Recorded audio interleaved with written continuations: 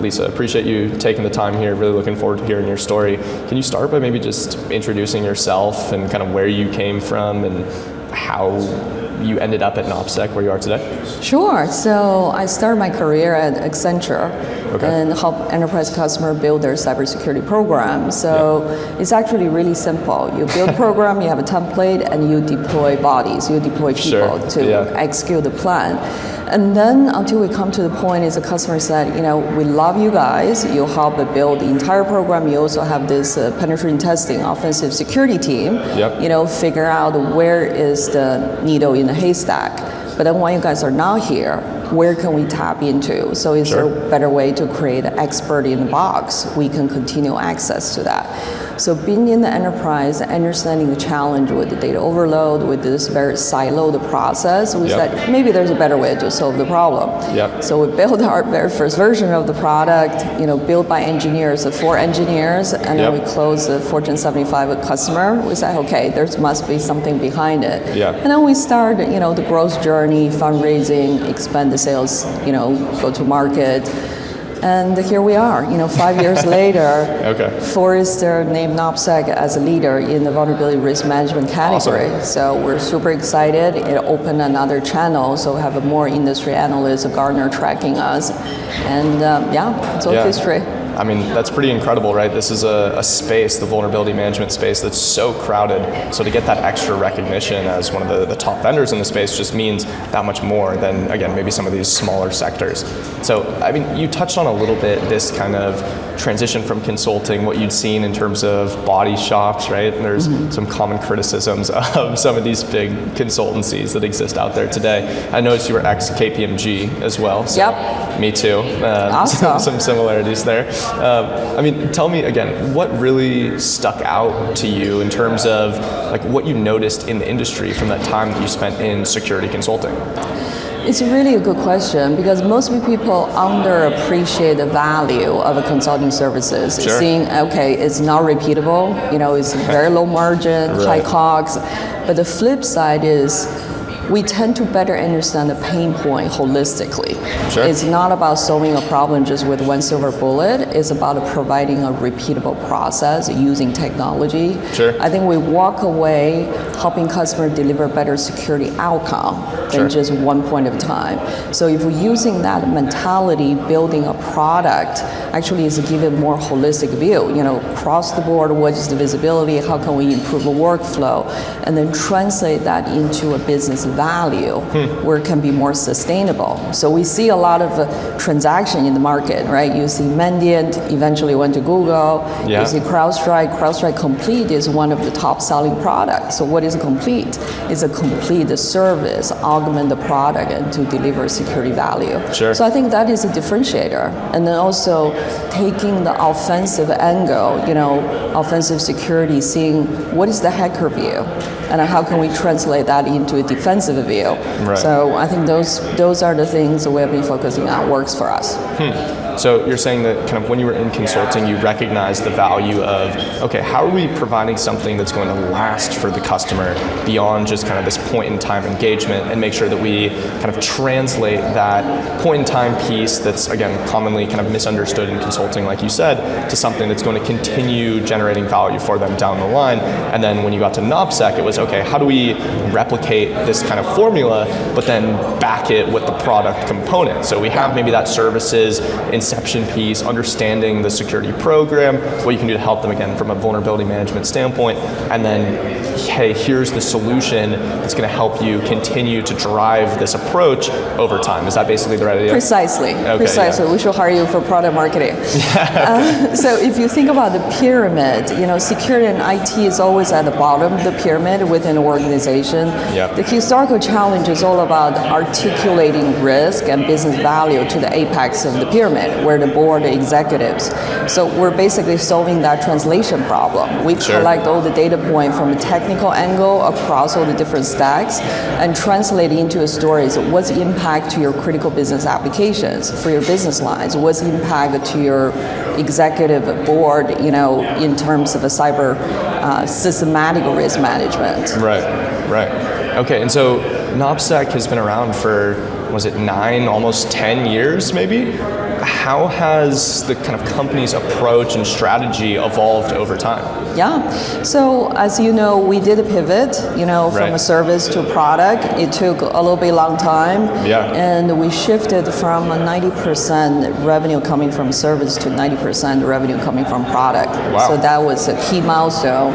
And then we also did a couple of upgrade of our product, right? Okay. As you know, we did engineer version built by engineer for engineers, where we significantly augment the user experience, bring a very modern use of visualizations to enhance data analytics. So if you look at history, from the first customer acquisition to the growth on the SaaS, on the recurring revenue to today, working with one of the largest enterprise in the world, customers we support having presence over 145 countries, the type of scale is quite a journey. So it may not be overnight success, but I think we learned a lot of valuable lessons along the journey.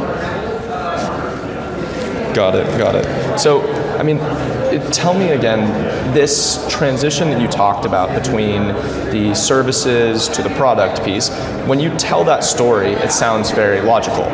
But I have to imagine going from a kind of 90% services company to a 90% product company is a lot more difficult than that behind the scenes, right? Yeah. It's probably a lot more challenging than just, hey, we're gonna change some of our budget from like services delivery folks to developers.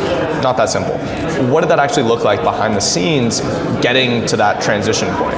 Yeah, so organizational is a completely different setup, right? For the service, it's about the consultant, the delivering service, managing those engagement, and then moving to product. We really leverage the expertise into a research organization. So I have a lot of idea generation, prototyping new features to productize those service techniques into the product. And then also from a go-to-market is very different, right? Selling service is very different than selling product. And then building out the sales, the go-to-market teams, and then also the marketing folks. The marketing organization is translating, talking about, hey, exploiting vulnerabilities to how can we improve, deliver value for customers. Oh, little mic check. All right, there you go. Okay, and so I have to imagine as well, right? Many of those customers who are buying services might not have the same budget for product or the same appetite, right? There's a lot of companies and customers in this space that are very comfortable with the idea of, okay, I'm going to purchase consulting services on a regular schedule. But again, it's different kind of translating that to, hey, you should buy our product. How did you manage that kind of customer piece of it as well? And were there customers where you had to say, hey, we have this nice, healthy services business, but they're not interested in the product and we're shifting to product, so we have to just let them go? What were those trade-offs like for you? We find it's a lot of time is the opposite. We see customer early days, there's a defined pen testing budget. They start with that. And then we leverage that as a door opener. And then eventually selling the product. Customer can get the results ingested in the platform. Whether it's a third-party pen test or first-party pen test. So that's another way to automate those dispersed data points. And then customers say, we can use you for once, but we also can ingest results from other pen testing providers. The most important thing is we're delivering on the vulnerability management side. So pen test is really a small part of validating the efficacy of the VM program. The pain point with the vulnerability management is historically is really a network scanner-based category, right? It's about scanning compared to the signatures and look at what do I need to fix first. So we have the big three, great company, but the problem we're solving is the data overload. So customers are dealing with hundreds of pages of vulnerability results.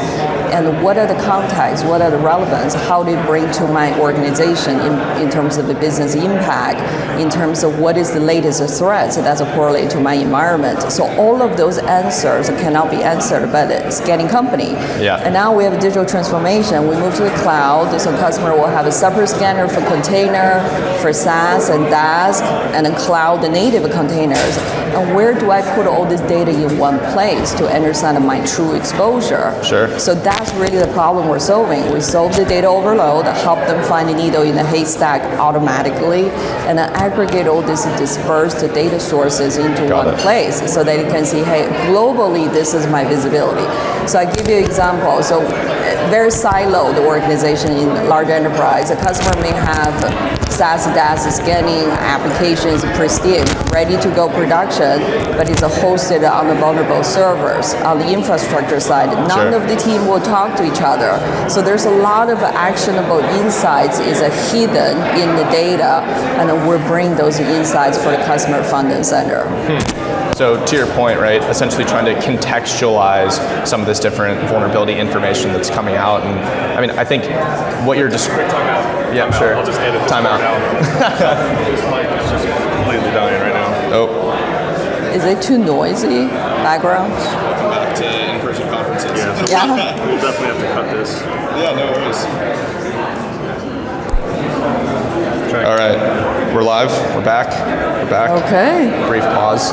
Awesome. So, like I was saying, right, this contextualization problem, I feel like, is so common in the security space today, and I mean, this data overload problem as well. There's so many different spaces where one of the ones that I always refer to is CSPM, Cloud Security Posture Management, right? Where some of these companies are spinning up a new CSPM tool, and it's not the fault of the tool itself necessarily, it's more a fault of, hey, there's so many different issues that exist in these cloud environments because there's a lot of ways that you can go wrong, and these cloud environments are being spun up without kind of insight from security and the ability to help drive some of those changes. And so again, all these platforms are coming up that are saying, hey, we understand that there's thousands of different issues that exist out there. How can we help contextualize this and make something more prioritizable and get you to that remediation action? So that's essentially what NopSec is trying to do within the vulnerability management specific space, right? Contextual is really king, right? Understand what's relevant, and that's a key. So we take the intelligence from external threat intelligence, we take customer vulnerability misconfiguration data, we also enrich that with assets criticality. So if you talk to any of the enterprise customer, they typically say, hey, we have a CMDB, but we don't trust CMDB 100%. Definitely. Right? One is about knowing what you have, getting 100% coverage. The other part is about knowing what is critical. You know, what's the ground rule, what is the most critical system compared to others, because scanning is great, but they don't really tell you. They treat every single IP assets equally. And then another dimension is about the compensating control. So think about it, in enterprise, the customer already deploy a lot of security controls, whether it's a firewall, intrusion detection system. So when you make those prioritization decisions, why we're not taking those control dimensions? So if you look at this four unique angle, assets, threats, vulnerability, misconfiguration, and controls, and we also derive some of the PAM data, privilege access, to derive what's the impact for the assets, and then you have a better picture. So when we talk to a customer about that, they say, why we're ready to deploy all this system, why we don't put data to drive a better remediation decision, and then in the bigger market, we have the challenge of a talent shortage. We don't have enough security folks, and then you don't want them to work on the repetitive data triage. You want them to focus on the analytic piece. So if we take away the heavy lifting for the automation correlation, and we derive insight for them to make a decision, and that's a better way to even retain the security talents for CISOs.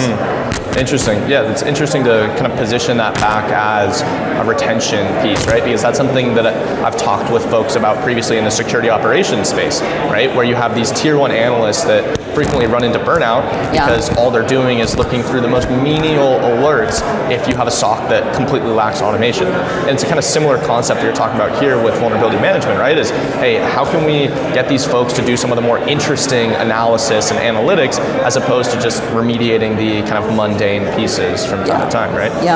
So, I mean, as far as, again, the platform and what we're looking at here, I mean, the vulnerability management space is so crowded. How have you been able to really differentiate yourself from all the other players that exist out there? So I want to talk about vision. I want to talk about where we're going, you know, where we got a customer very excited. So, keep talking. Our prediction is a network-based scanner eventually going to become obsolete. As you see, there's more EDR deployed, right? There's one agent, multiple use cases. If the agent can serve for threat hunting, can do antivirus, we can easily augment all the capability with the vulnerability management. So where we see the world is moving to, everyone moved to the cloud, and then so to speak, vulnerability is a lot of it's misconfiguration in the cloud. And then in the past, we have all these boundaries. One for attack surface management is only outside in, right? They're limited from inside out. We have vulnerability management, configuration management, breach attack simulation, automated pen testing, or security control use cases. We believe eventually all these boundaries will collapse. When you're looking at a holistic vulnerability management program, you're going to take outside in. You're going to take what are the additional attack surface you can identify, the VM program, the configuration, incorporate a penetration testing, whether it's one time or continuous in the program. And then the value is getting this visibility in one place. And then each part will play the role, but the question to answer is, what is my biggest exposure? And where do I stand with the remediation? How can we measure SLA? How can we present to the board to deliver what is the value of a cyber can produce for the business?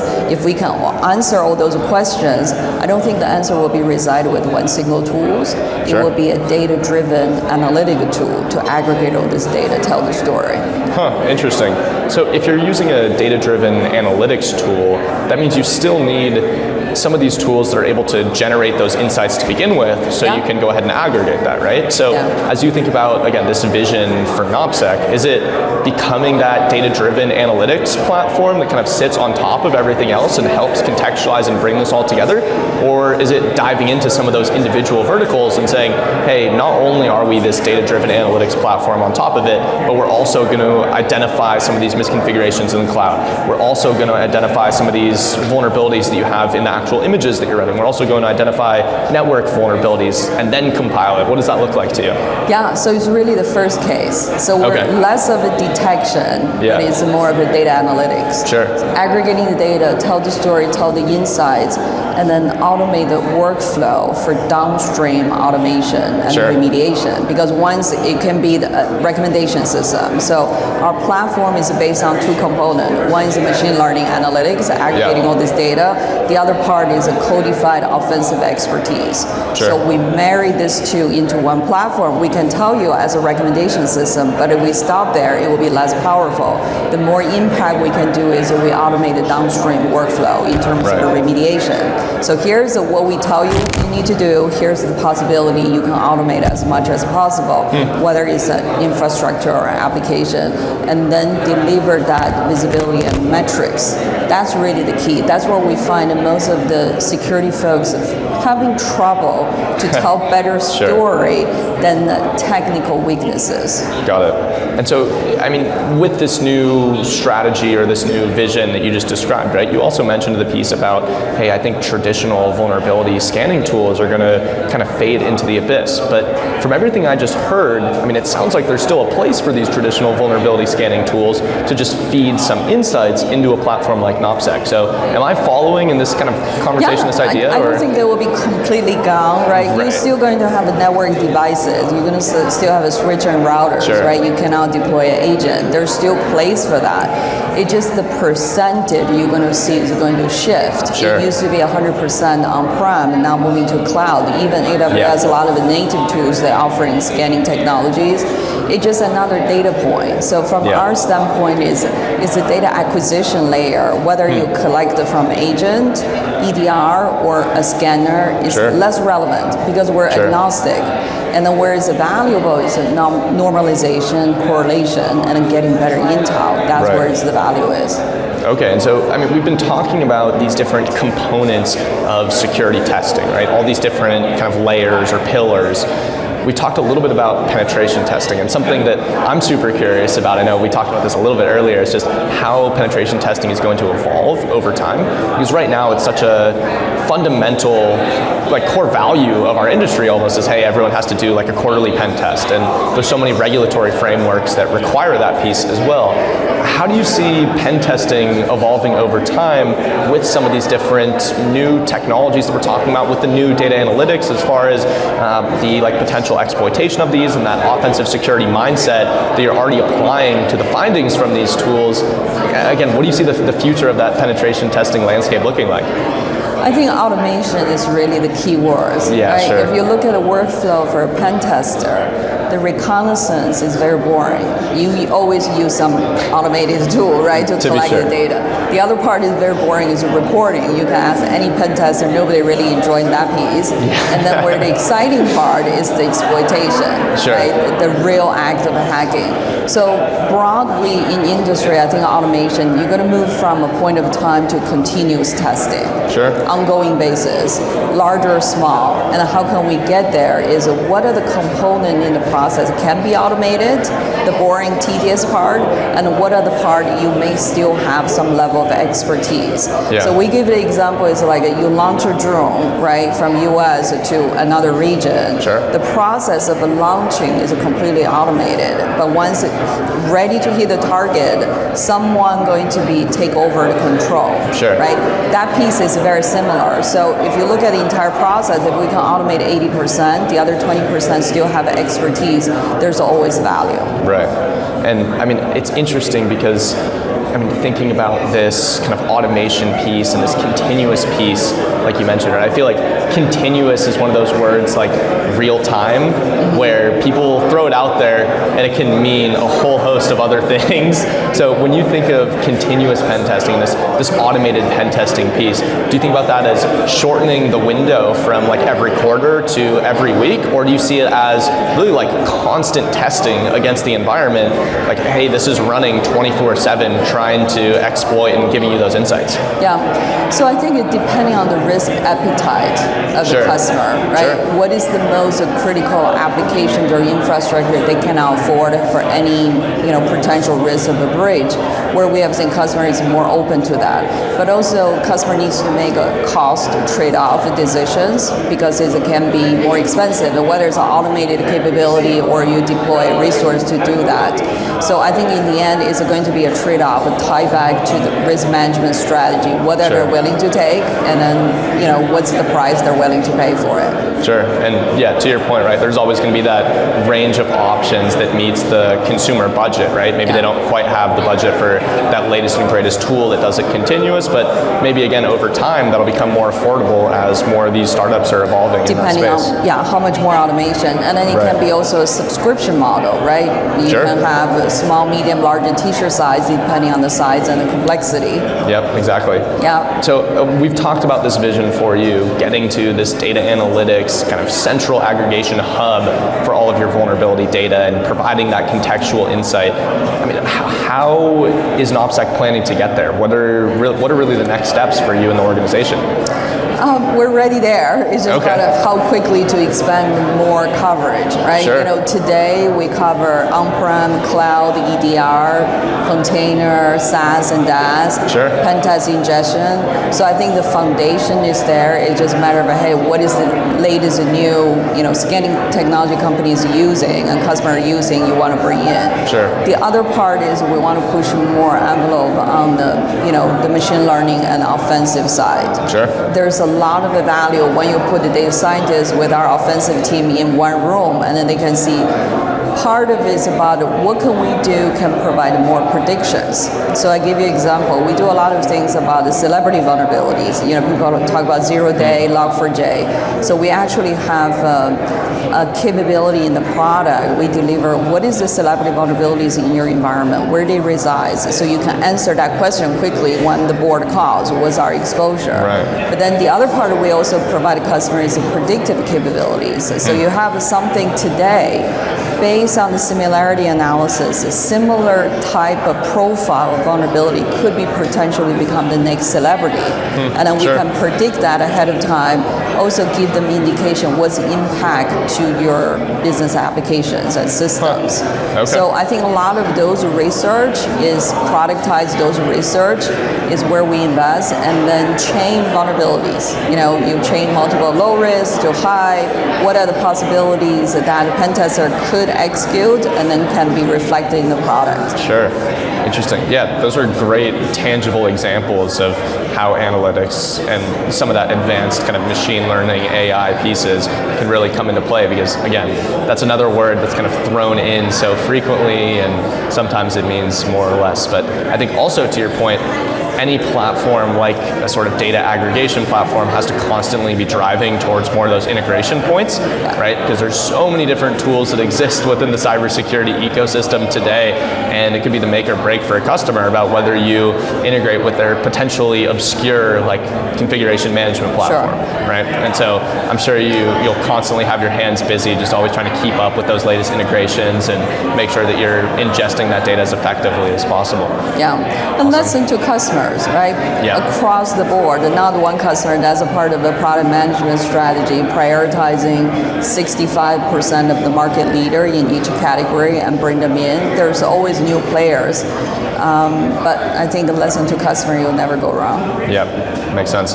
Awesome. Well, again, thank you so much for your time. Really excited to hear the story and how NopSec has grown from where it was to where it is today and what you have ahead. It sounds like, again, there's some really exciting opportunity moving forward here. And I think the themes that you're hitting on in terms of these very specific domains all kind of aggregated together is something that we're going to continue to see in the ecosystem over the next year or two here. Awesome. Thank you for having me. Yeah, thank you.